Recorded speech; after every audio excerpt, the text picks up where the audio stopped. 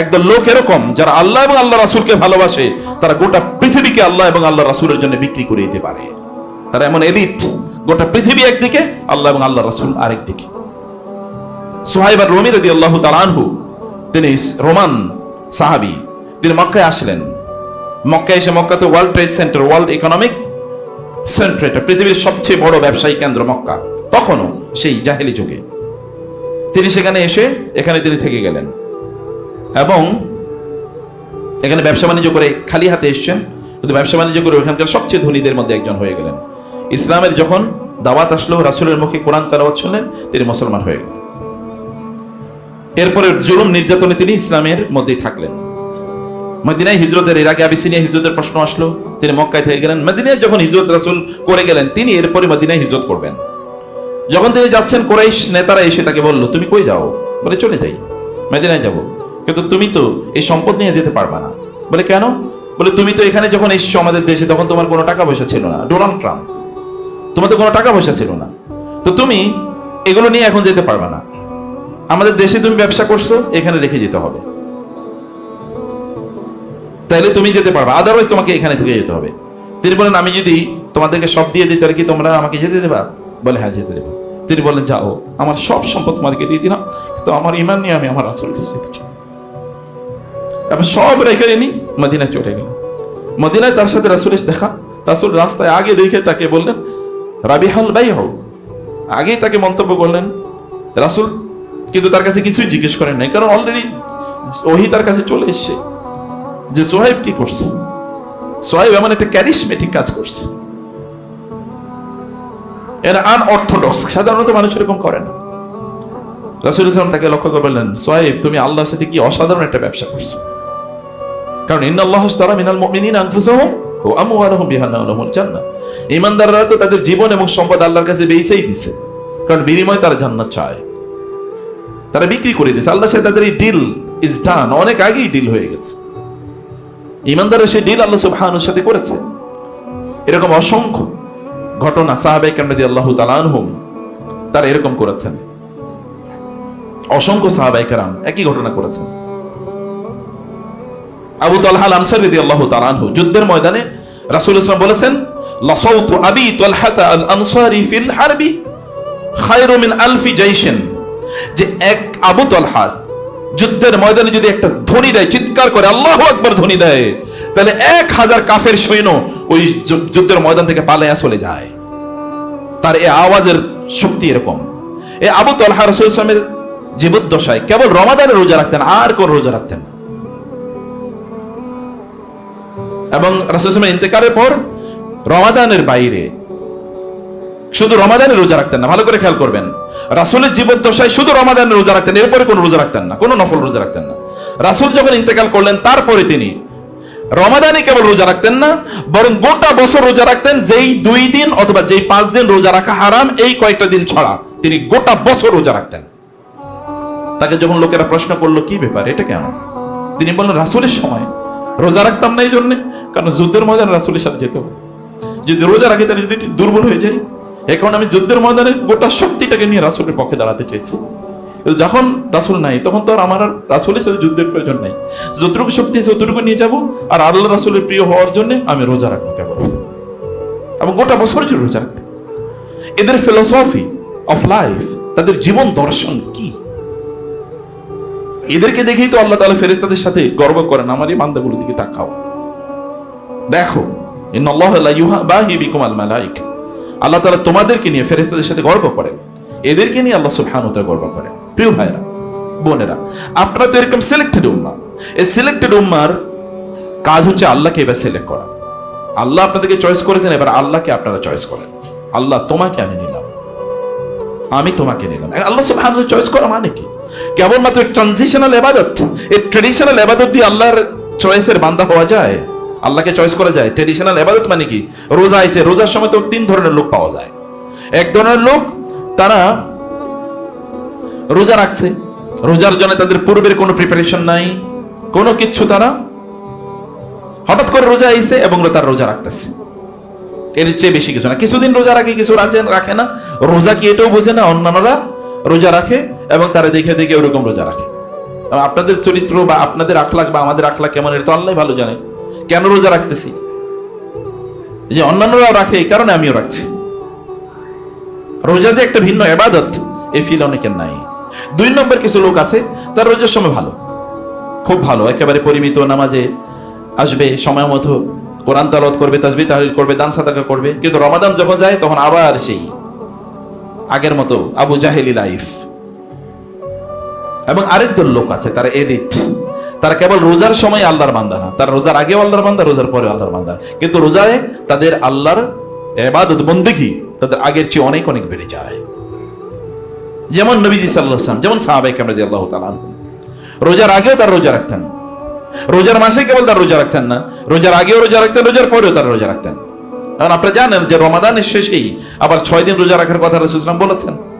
তার মানে তুমি মনে করো না যে কেবল রমাদানই রোজা শেষ, এটা মনে করো না। এই কারণে রিমাইন্ডার যে পরে একেবারে মানে সাথে সাথে কানেক্টেডলি আল্লাহ বললেন, আল্লাহ রাসূল বললেন সুম্মা আতবাহু, তার মানে ওর সাথে একেবারে কানেক্টেড। কেবল ঈদের দিন রোজা রাখা হারাম, তারপরে আবার সে রোজা রাখা শুরু করে দিয়েছে।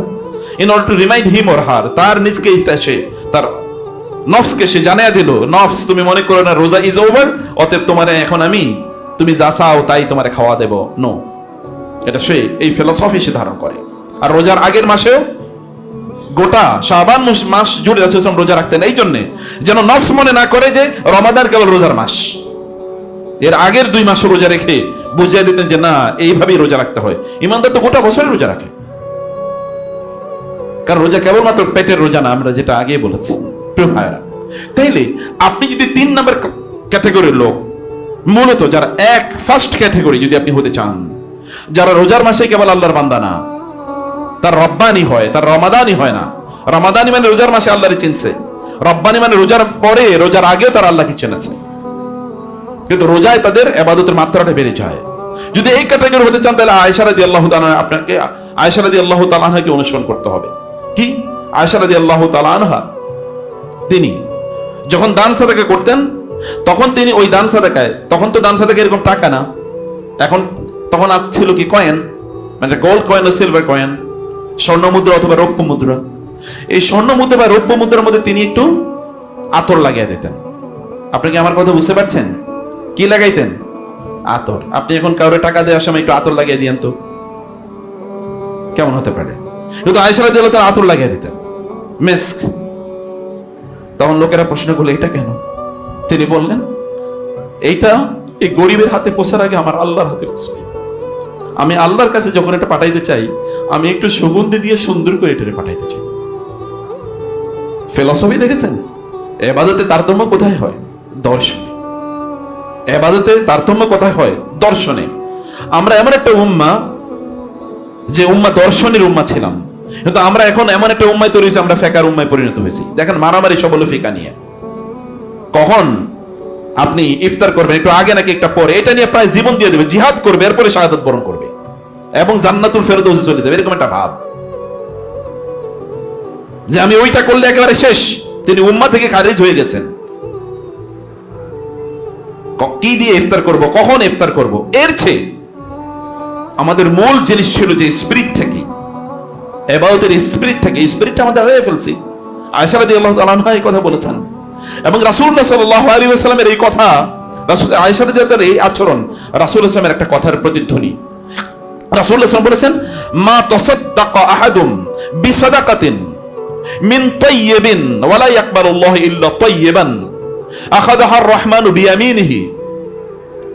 রাসূল সাল্লাল্লাহু আলাইহি ওয়াসাল্লাম বললেন, যখন কোন একজন ব্যক্তি কোন সাদাকা করে, এবং এই সাদাকাটা হচ্ছে পবিত্র সম্পদ থেকে উপার্জিত, পবিত্র সম্পদ বা পবিত্রভাবে উপার্জিত সম্পদ থেকে সে সাদাকা করছে, তখন আল্লাহ সুবহানাহু ওয়া তাআলা এটাকে তার ডান হাতে গ্রহণ করেন।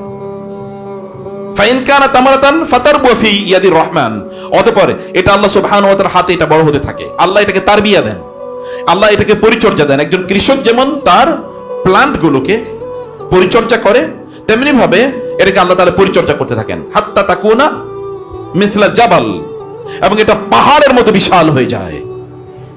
দিছে মাত্র একটা খেজুর, ছোট খেজুর, কিন্তু এটা আল্লাহ সুবহানাহু ওয়া তাআলা এমন ভাবে পরিচর্যা করেন যে এটা বিশাল পাহাড়ের চেয়ে অনেক বড় হয়ে যায়। এবং রাসূল সাল্লাল্লাহু আলাইহি ওয়াসাল্লাম তারপর উদাহরণ দিলেন, যেমনি ভাবে তোমরা তোমাদের ফালুয়া অথবা ফসিল, ফালুয়া মানে হচ্ছে ওঠের বাচ্চা, অথবা ধরুন মানে গরুর বাচ্চা।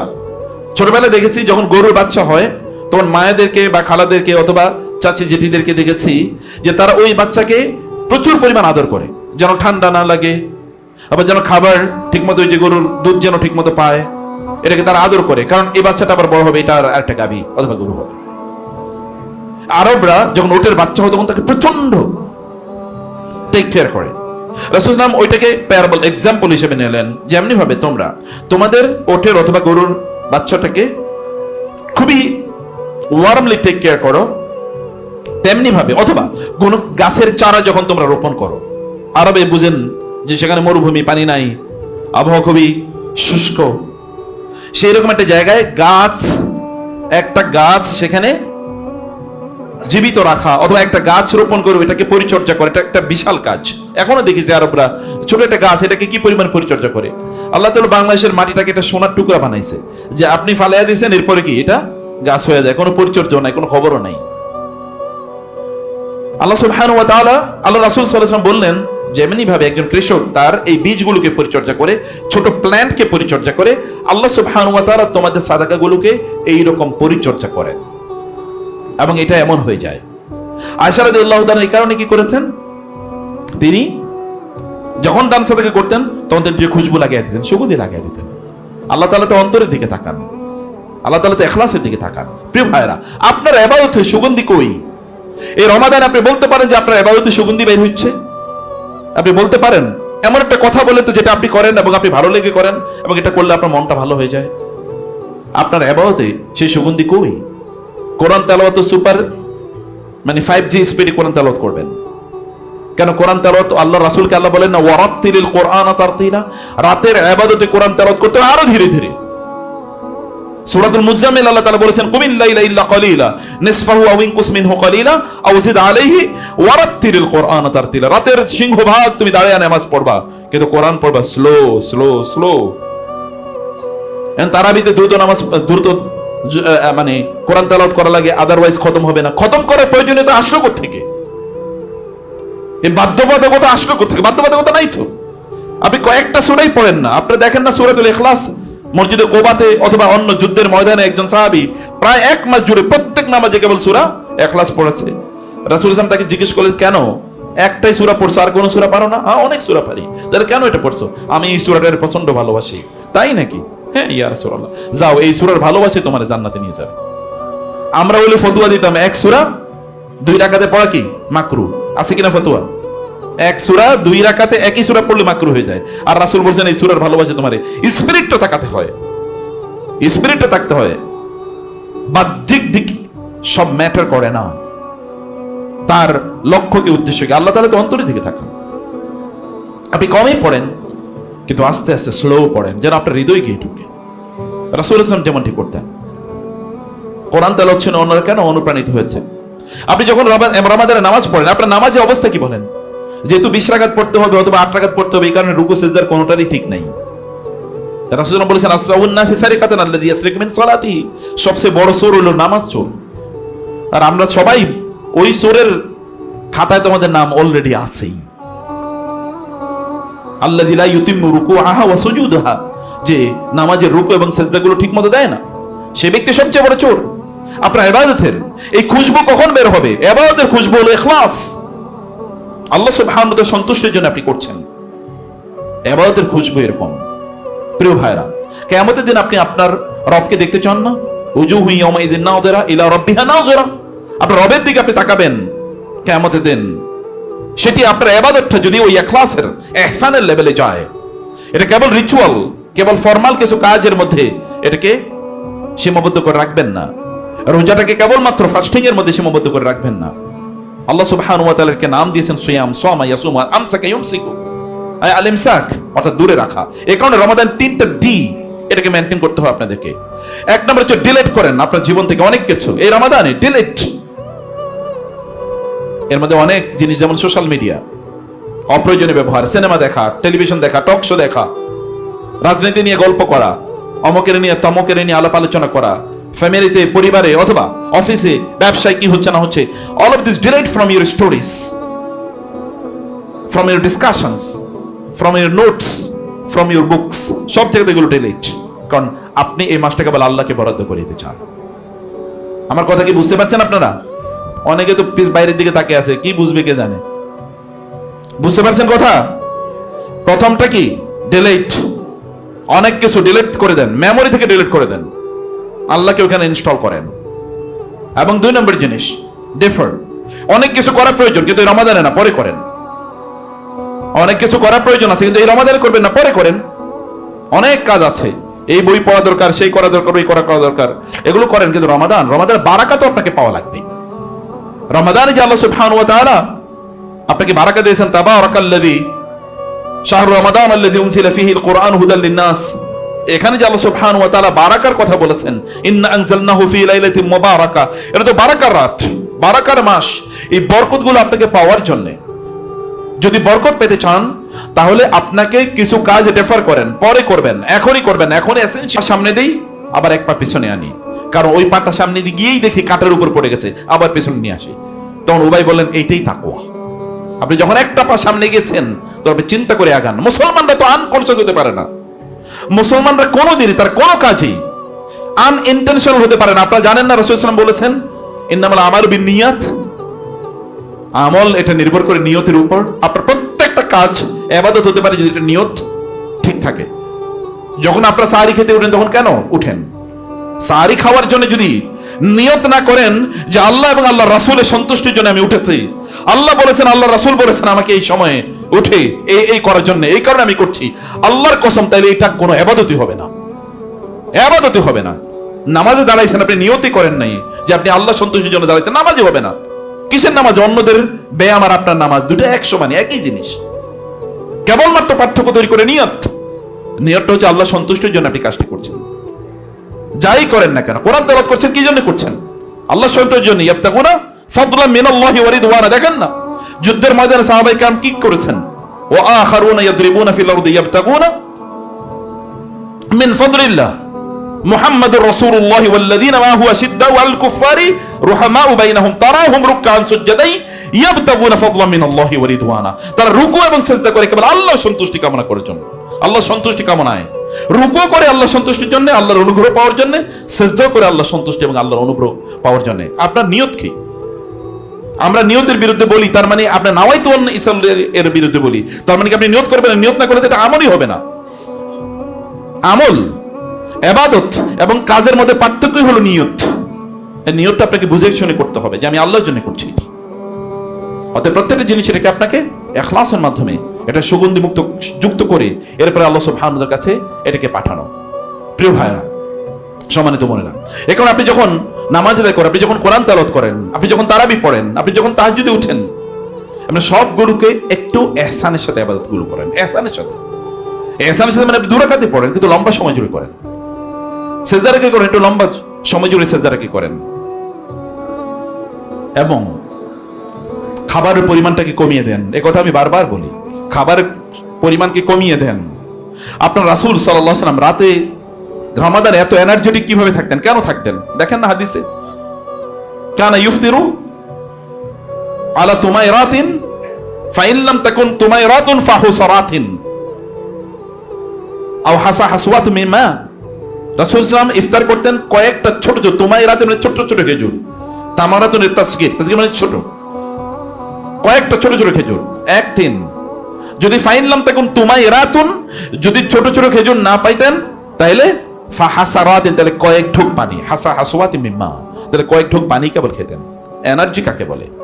কারণ আমরা তো সারি মানে আমাদের মসজিদগুলোতে এখন ইফতারের পরে 20 মিনিট পরে নামাজ দিয়েছে, কারণ লোকেরা খায় এরপরে ঘুমাও, যেন আর না আসা লাগে মসজিদে। কারণ যত খাবেন তত কি আপনার পাকস্থলী এবং ব্রেন ওগুলোকে ডাইজেশন করতে গিয়ে ব্যস্ত থাকবে। যখন ব্রেন ব্যস্ত থাকবে তখন আর ব্রেনে ইবাদত ঢুকবে না। ব্রেন তো খাওয়া ডাইজেশনে ব্যস্ত, ইবাদত হবে কোত্থেকে? খাইতে হয় কম। আল্লাহ রাসূল সাহরিতে কি খেতেন? যখন না হাদিস দেখেন না, সিরা পড়বেন না, তাহলে কেমনে বুঝবেন আপনারা? সিরা পড়ে দেখেন তিনি কয়েকটা খেজুর খেতেন সাহরিতে। কখনো আমি দেখেছি একটা খেজুর খেতেন। সুবহানাল্লাহ। তবে তিনি বলেছেন ইন্নামা আতামানি আল্লাহু ওয়া সাকানি, আল্লাহ আমারে খাওয়ায়, আল্লাহ আমারে পান করায়। আল্লাহর খাওয়া এবং আল্লাহর পান এটা হচ্ছে যিকরুল্লাহ, আল্লাহ যিকির। এটা আল্লাহ তাআলা এর মাধ্যমে আল্লাহ তাআলা তাদেরকে বাঁচিয়ে দিয়েছেন। এটা রাসূলের সুন্নাহর জন্য ছিল এরকম না। এমনকি সাহাবায়ে কেরাম রাদিয়াল্লাহু তাআলা আনহুম, আপনি দেখবেন তাবুকের যুদ্ধের কাহিনীগুলো যদি পড়েন, মিরাকুলাস, সবকিছুর মধ্যে মিরাকল আছে। সাহাবায়ে কেরাম বলেছেন এরকম যে কখনো আমরা কয়েকজন ছিলাম, 4-5 জন 7-8 জন ছিলাম, একটা মাত্র খেজুর ছিল। তো ঠিক আছে, এখন খাবো কি? খেজুর তো একটাই, কয়েকজনে খেতে হবে। একজন বললাম তুমি চুষো, সে চুষে আরেকজনে দিয়েছে, উনি চুষে আরেকজনকে দিয়েছে, উনি চুষে আরেকজনকে দিয়েছে। সর্বশেষ যখন আমার কাছে এসছে, আমি দেখছি শুধুমাত্র ওই স্টোন, অর্থাৎ ওই যে কি বলে বিসিটা ছাড়া আর কিচ্ছু নাই। তারপর ওইটাই চুষছি। এরপর যুদ্ধের ময়দানে তারা এই 500-600 কিলোমিটার তারা অতিক্রম করে গেছে। তাবুকের যুদ্ধ, আল্লাহ রাসূল আল্লাহ তাআলা বলেছেন এটা হচ্ছে ভয়াবহ গরমের সময়ে তারা গিয়েছে।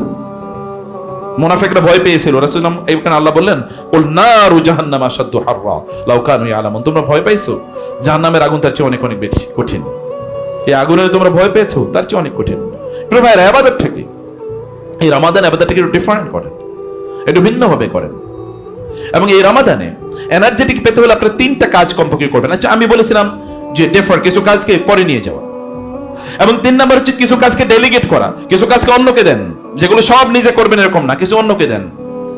বাসার মহিলাদের জন্য রান্নাঘরটাকে জেলখানা বানায়েন না please.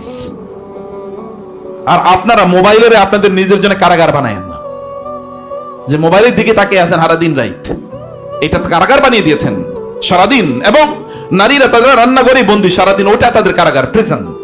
Don't become prisoners to your mobiles or your kitchens. এখানকার আপনি বন্দী হয়ে যান না প্লিজ। উন্মুক্ত করুন, মুক্ত করুন নিজকে, এগুলো থেকে মুক্ত করুন। এবং ফাইনালি কিছু অ্যাকশন, কিছু কাজ করতে হবে, যে কাজগুলো আমি কথা বলছি। রমাদানে আপনাদেরকে এনার্জেটিক থাকার জন্য 3টা কাজ করা লাগবে। এর মধ্যে একটা কাজের কথা বলছি, সেটা হচ্ছে যে আপনার রমাদানে আপনাদের ঘুম, লম্বা একটা ঘুম দেবেন এরকম না। ঘুমের সাইকেল আল্লাহ রাসূল সাল্লাল্লাহু আলাইহি ওয়াসাল্লাম কি করতেন, তার ঘুমের সাইকেল কি ছিল? আপনি দেখেন তিনি যদি 9টা বা 10টায় ঘুমাতে যেতেন, তারপরে 1টা বা 1:30টায় তিনি ঘুম থেকে জেগে উঠতেন। ঘুমের এখন ঘুম স্লিপ সাইকোলজি বলে যে একজন ব্যক্তি 1.5 ঘন্টা একটা সাইকেলে ঘুমানো দরকার। 1.5 ঘন্টা, তার চেয়ে কম না। কম হলে তার শরীরটা খারাপ থাকবে। 1.5 ঘন্টা 3.5 ঘন্টা। আমি বলেছি বহুবার, আল্লাহ রাসূলের জীবনীতে আমি 4 ঘন্টা থেকে 5 ঘন্টার উপরে ঘুমের কোনো সিস্টেমই দেখি নাই। এর মধ্যেখানে একটা কাইলুল্লাহ ছিল, সেটা দুপুরে। তাহলে 4 ঘন্টা 4.5 ঘন্টা, আপনি 4.5 ঘন্টার একটা ঘুমের সাইকেল তৈরি করেন।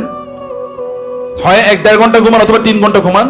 রাতে আপনি এমন ভাবে ঘুমান যে আপনি 10টা বা 10:30 11টায় আপনি ঘুমাতে যান। যদি 10:30টায় ঘুমাতে যেতে পারেন তাহলে খুবই ভালো। আবার 1টা বা 1:30টায়, 3 ঘন্টা কখন হয় অতটুকু সময় আবার উঠে যান, এমন অ্যালার্ম দেন এবং দেখেন শরীরটা কেমন তাজা থাকে। এরপরে আবার প্রয়োজন আরো 2টা ঘুমের একটা সাইকেল নেন এবং দুটো একটু মুভমেন্ট করেন। মানে এমন হয়ে যায় না যে রোজা যেহেতু আইছে এখন আমি কেবল ঘুমাইতেছি। রোজা আইছে, রোজা রাখতেছি, আবার কি করবো? সারাদিন ঘুমায়, সারা রাত মোবাইল টিপায়। কিছু মুভমেন্টের মধ্যে নিজকে রাখা দরকার, কিছু মুভমেন্টে নিজকে রাখুন, কিছু ফিজিক্যাল এক্সারসাইজ সেখানে থাকা দরকার। রমাদান আসে, অধিকাংশ মানুষের রমাদানে, সাহাবীদের রমাদানে ওজন কমতো, আর আমাদের সবার ওজন বাড়ে রমাদানে। কিরকম একটা জেনারেশন! মানে পার্থক্যটা দেখছেন কোথায়? আপনি মাইপা দেখেন আপনার ওজন বাড়ছে না কমছে? আমি চ্যালেঞ্জ ইউ যে আপনি গিয়ে দেখেন আপনার ওজন বাড়ছে রমাদানে। রমাদান মানুষ কম খায় না, বেশি খায়। আমাদের এই জেনারেশন, এই সময় মুভ করতে হবে। এবং 3 নম্বর হচ্ছে কনসেন্ট্রেশন বাড়াতে হবে। রমাদানে যেটাই করেন সেখানে আপনার কনসেন্ট্রেশনের লেভেলটাকে বাড়িয়ে দেন, কনসেন্ট্রেশন লেভেলটাকে বাড়িয়ে দেন।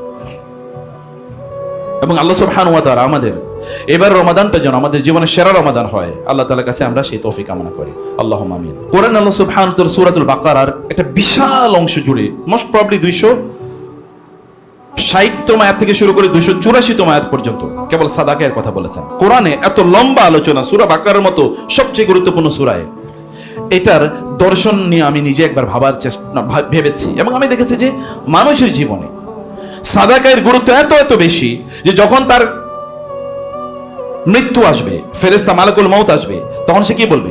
রব্বির জিউন। সে বলবে, হে আল্লাহ, আমাকে আপনি একটু সময় দেন। লাউলা আখারতানি ইলা আজালিন করিব, আমাকে একটু সময় দেন না, ফাআসাদদাকা, আমি যেন একটু সাদাকা করতে পারি। আমি দেখছি মৃত্যুর সময়ে একজন মানুষের সবচেয়ে বড় আক্ষেপ থাকবে, ফেরেশতাদের কাছে আল্লাহর কাছে বলবে, আমাকে একটু সময় দেন যেন সাদাকা করতে পারি। এই কারণে আল্লাহ সুবহানাহু ওয়া তাআলা সাদাকার কথা এত বেশি বলেছেন। সম্মানিত ভাইরা এবং বোনেরা, এই যে আমরা মসজিদ নিয়ে, এই মসজিদ নিয়ে কতবার আপনাদেরকে বলেছি, আপনারা সম্পদ টাকা পয়সা সব আপনাদের পকেটে রেখে দেবেন, এগুলো আপনার দিনের কাজে কোথাও ব্যবহার করবেন না। আপনার টাকা আপনি যে আল্লাহর পক্ষ থেকে চুজেন, এটার প্রমাণ তো আপনি আল্লাহর জন্য ব্যয় করেছেন।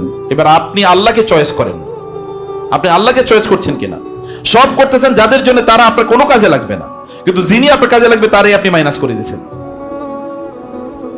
এই মসজিদের যে ডেভেলপমেন্টের কাজ শুরু হয়েছে, এখানে তো প্রচুর পরিমাণ টাকা পয়সা লাগবে। কত টাকা লাগতে পারে সব মিলিয়ে ইনশাআল্লাহ? এই যে নেক্সট ছাদটা হবে, ছাদের জন্য 20 লাখ টাকা লাগবে। তা আপনারা চাইলে 20 লাখ টাকা কি এটা খুব বড় একটা ব্যাপার? অথচ দেখেন আপনারা কিন্তু অন্য কাজে আপনি প্রচুর পরিমাণ বাজেট করে রেখেছেন, ওইটা করবো সেইটা করবো সেইটা করবো, কিন্তু কোনোটাই আর করা হয়ে উঠবে না। এগুলো কোনোটার জন্য আক্ষেপ থাকবে না, আক্ষেপ থাকবে পরে, হায় কেন আমি করলাম না। আমরা চাই যে আপনারা এখনই যা আছে উপস্থিত, এটা তো আপনারা করবেনই, আদারওয়াইজ আমরা এখানে বোর্ড রেখেছি, মানে এখানে ডায়েরি খাতা আছে, আপনারা বলে যাবেন যে আপনারা কমিটমেন্ট দিয়ে যাবেন। আপনারা প্রয়োজনে মানে রমাদানের পরে দেন, কোনো সমস্যা নেই ইনশাআল্লাহ, কিন্তু আপনারা একটা নিয়ত করেন। আমি ব্যক্তিগত জীবনে দেখেছি, যখন আল্লাহ সুবহানাহু ওয়া তাআলার রাস্তায় কোনো মানুষ, আমি নিজের কথা বলি, যদি দান সাদাকে কেউ বাড়িয়ে দেয়, আল্লাহ সুবহানাহু ওয়া তাআলা নিজে যেহেতু কমিটমেন্ট করেছেন সূরা বাকারার এই আয়াতগুলোতে, তিনি বলেছেন যে তাদেরকে আল্লাহ তাআলা 700 গুণ এবং কোন কোন ব্যক্তির জন্য তার চেয়ে অনেক অনেক বেশি বাড়িয়ে দেন। এবং আমি নিজে সেটা এক্সপেরিয়েন্স করে দেখেছি যে ইট রিয়েলি হ্যাপেন্স, এটা ঘটে। কারণ আপনি বিশ্বাস রাখছেন আপনার রবের উপর। আপনার রব তিনি ইন্নাল্লাহা লা ইউখলিফুল মিআদ, আল্লাহ তাআলা কোনদিন, ওমান আসদাকু মিনাল্লাহি কিলা, আল্লাহর চেয়ে চরম সত্যবাদী কে? আল্লাহর চেয়ে পরম সত্যবাদী আল্লাহ তাআলা কোনদিনই তার প্রতিজ্ঞা ভঙ্গ করেন না, তিনি এটা প্রতিজ্ঞা দিয়েছেন। এবং এই সূরাতেই তিনি উদাহরণ দিয়েছেন, যে সকল ব্যক্তির আল্লাহর রাস্তায় দান করে তার উদাহরণ হচ্ছে ওই ব্যক্তির মতো, ওই কৃষকের মতো, যে কৃষকের একটা বাগান আছে, এই বাগানটা হলো একটা টিলার উপর, একটা টিলার উপর বিশাল সমতল ভূমি বা একটা পাহাড়ের উপর অনেক সমতল ভূমি, এখানে তার বাগান। আপনারা যারা তায়েফে গেছেন আপনারা বুঝবেন, পৃথিবীর সবচেয়ে ভালো আনার এবং আঙ্গুর পাওয়া যায় হচ্ছে তায়েফে, পৃথিবীর সবচেয়ে ভালো, কারণ ওইটা হচ্ছে পাহাড়ের উপর। এবং ওইখানে কি আবহাওয়াটা সবসময় নাতিশীতোষ্ণ, ওইরকম গরম কখনোই থাকে না, কারণ হচ্ছে পাহাড়ের উপর মানে ওইখানে কি জলীয় বাষ্প আছে, ওইখানে বৃষ্টি সবার আগে পাওয়া যায়, ওইখানে আবহাওয়াটা ঠান্ডা, বাতাসটা ঠান্ডা, এবং ওইখানে এ কারণে কোনোদিনই কোনো সমস্যা হয় না। আরবের লোকেরা ওটা তারা তাদের সামার ক্যাপিটাল হিসেবে গ্রহণ করে, মানে ওইখানে তারা যখন গরমের সিজন ওইখানে গিয়ে তারা থাকে। এবং এ কারণে কোরআনে এই তায়েফের কথা আল্লাহ তাআলা বলেছেন, লাউলা উনজিলা হাযাল কুরআনু আলা রাজুলিন মিনাল ক্বরিয়াতাইনি আযীম, এই দুই বিশাল শহরের, এই দুই মহান শহরের কোন একজন বড় ব্যক্তির উপর কেন কোরআন নাজিল হলো না? দুই মহান শহর মানে হচ্ছে মক্কা এবং তায়েফ, পৃথিবীর সবচেয়ে গুরুত্বপূর্ণ দুটো শহর, এটা পাহাড়ের উপর।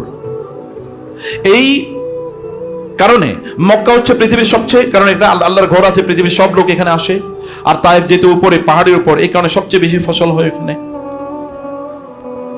আল্লাহ তাআলা বললেন যারা দান সাদাকা করে আল্লাহ তাআলার জন্য, আল্লাহ সন্তুষ্টির জন্য, তাদের অবস্থা হলো যে ওই ব্যক্তির যার পাহাড়ের উপর একটা বিশাল বাগান আছে, মুষলধারে বৃষ্টি হয়, অন্যরা সারাদিন রাত খাটার পরও তাদের যা ফসল হয়, এই ব্যক্তি কোনো খাটে না, তারপরে দ্বিগুণ ফসল পায়।